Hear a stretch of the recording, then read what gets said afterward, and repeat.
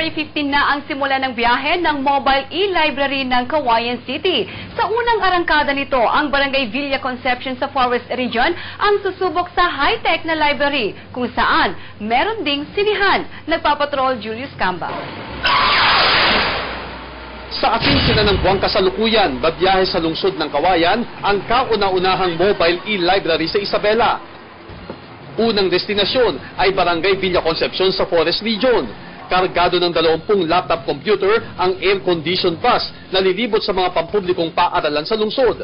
May wifi na rin ang bus kaya konektado na sa internet ang mga computer. Marami pa rin ang mga walang computer dito sa Cauayan City. Ang mga ituturo namin dito yung, for example, yung mga basics sa Microsoft Office, how to use internet, check email. 30 mag-aaral ang kayang kargahin ng bus. Maginhawa din ang pagtuturo dito gamit ang built-in sound system.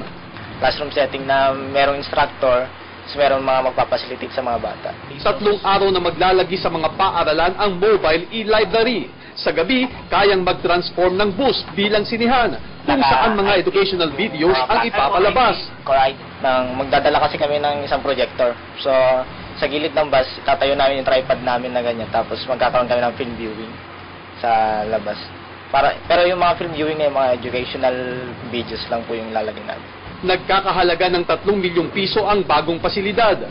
Yung mga park lang barangays, pupunta yan na hindi lang computer, pati libro may dala yan. Pag kung saan paparadang barangay yan, meron din tent na ilalagay para doon sa mga magbabasa ng libro doon sa iba. Dahil hindi sila magkakasya lahat talo. Julius Camba, Patrol ng Pilipino. Dumating kaninang umaga sa Santiago City, si DILG Secretary Jessie Robredo. Siya ang panauhing